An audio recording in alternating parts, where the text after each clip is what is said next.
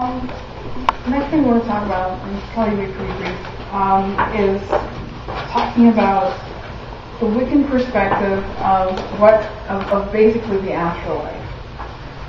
There's a couple different schools of thought, and they come from different places. And I'm not here to judge which one is better than any other. And the most common, I would say, among Wiccans would probably be the principle of reincarnation, which, is a very Celtic principle and stuff like that, but also you find in Eastern philosophy as well. And there's different rules and regulations that go along with reincarnation. I mean, if you go along with the Eastern principle, then you go along that you reincarnate to a higher level as long as your karma is willing. Or if not, you come back as a hungry ghost. Right. The more Celtic principle, which is you just keep repeating the same cycle, of Summerland reincarnation, birth, death, and then the cycle repeats. To put some kind of scientific perspective to that, a lot of people go back to the whole idea of energy cannot be created or destroyed. Therefore, our energy must be recycled in some fashion. Some people will have agreements and or disagreements to that based on their own observations or beliefs, but it's a school of thought nonetheless. Is there anything you wanted to add about reincarnation? Really, I mean, going back once again about laws of karma, some people will say, well, there's so many different debates on reincarnation. Like, whoa, could I reincarnate in the past? Time isn't necessarily linear. Do I have to reincarnate in the future? There's always debate. And of course, with reincarnation, of course, comes past lives, past life regression. Did you know in a past life, Anastasia was Cleopatra? 100 other thousand. Yeah, exactly. The point being, most people, I'm a firm believer in past life regression. So, just to be personal for a second. But most people do not become or someone famous in a past life. Think about all the hundreds, thousands, millions of peasants there were in different cultures. The majority of people were poor.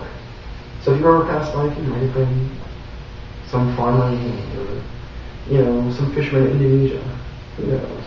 Just because that name of the person that you regress to find out about, if you find their name, wasn't written in history books, doesn't mean that their life wasn't significant.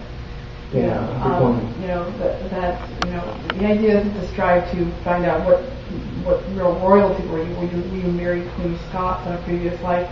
But to find out, to help you unravel the mysteries that are in this life by unraveling past lives. So if reincarnation in past lives makes sense to you, past life regression, especially when we get more into meditation, is a great tool to find out more about yourself now. What patterns and themes from past lives might be replaying into the life you have now? Right. Why are you making the same choices?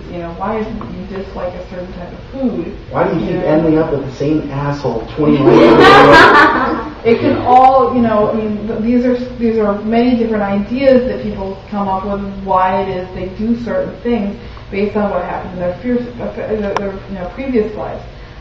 To put a personal example on it, I have a friend whose mother is extremely afraid of water, and she takes that up to the fact that she thinks she died on the Titanic. So, just an example of, if you have a phobia that you can't explain, your fear of heights, your fear of water, whatever that may be, maybe there is a past life explanation for that. My grandfather always hated the word neckties because he thought he got strangled in a past life. There you go. The great you're a thief. And certain people think that you can only reincarnate into other humans. Sure. Other people believe that your energy can transpose into animals and or trees, especially when you're talking about the Celts. The Celts have right. Other people think that your energy can be the mouth of a riverbed, or certain places and things like that. it's all about your own perspective, and you obviously have your own reasons for believing what it is that you believe. You should talk about Summerland. Mm-hmm. That concept more. Summerland, some people believe that Summerland is a waiting place while reincarnation. Other people will see Summerland kind of like the pagan version of heaven, where you're up there and that's where you stay. Other people will see it as kind of like the next universe, so to speak. If you believe in like the multiverse theory or anything like that, that is the next universe that you would reside in, and then, getting to the perspective of the veil, that you can go back and forth between universes during times when the veil is thinnest, which we'll talk about more. We'll talk about Sabbaths, but there are 2 times of the year when the veil is thinnest, that during Beltane and during Samhain. Samhain being the time of a holiday of honoring the dead, so that those things and people that have passed the previous year, because that veil is thin, they can come visit. There is that honoring there. At Beltane, because of this holiday of generation, doing it, as we so eloquently put it, the veil will be thin for new births to happen. Very well put. Yeah. Does anybody have any questions about that stuff, or? Because I've got one more thing, but we'll talk about the veil and stuff like that. A lot of people, even famous pagans, will believe that you can't believe in reincarnation if you believe in ghosts and things like that. I disagree with that principle. That's a good one. Right. A lot of people will say, well, if you can reincarnate, how can you believe in ghosts and things like that? Scott Cunningham said that in one of his books. But I think that... What's your theory? I think that there's no such... we can take different paths in our lifetime, so why wouldn't we take different paths after life? Yeah, and also, if you think about it, maybe time is measured differently in the Summerland. So we don't know all the rules. Yeah, they can do their... Yeah, exactly. There could be, there could be several different rules. It could be that, the idea of that next universe and stuff like that could be combined with the idea of a waiting place. And that it is a waiting place, and that, we can come back and forth for a small period of time. But once everybody we knew in that lifetime has died and moved on, we can, we can move on. Then other people will say, well, there's ghosts that have been seen for hundreds of years. Edgar Allan Poe's ghost is supposed to be at this bar. If that were true, at some bar in Baltimore, it's supposed to have his ghost there. If that's true, and Edgar Allan Poe's ghost is actually there, and nobody that he knew was alive, why is it that his ghost still comes there? Well, maybe it's because people still read his books.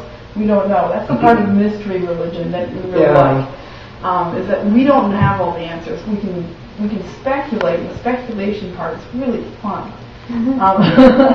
Another good theory is, if the next life is going to another dimension, then perhaps all vibrations exist on the same physical place with different vibrations, so that when you hear ghost, you're not really seeing a ghost, you're seeing someone from another dimension, but we just can't interpret it through our senses. This is true. And also, like, if someone's reincarnated, maybe they're astrally projecting. Right. As that person that you... Speaking of astral, another theory is that you have, we talk about energy. You have an astral body, shall we say. Okay? We're kind of familiar with the idea of an astral body. Like your duplicate that can go off in the astral realm. We can debate what that is. That's another class. But you could say your astral body, you could say when you die, say, God, I got me. Here's me. I have me. I'm dead. My body is worm food. Okay? I'm worm food. But my astral self, theoretically your astral self will decompose with your body. But if you have a strong personality, if you have unfinished business, whatever, let's say your astral body doesn't decompose, your astral body might separate off and be a ghost. While over my spirit, it's gone off to its next incarnation. That's one. What's the difference between astral body and spirit? Your astral self is more of like your emotions, your experiences, your impressions. Your spirit is more like your chi or your creation. Exactly. Well, your soul, maybe this is like your soul that's actually going off to the next incarnation. That's just one out of 50 billion theories. So do you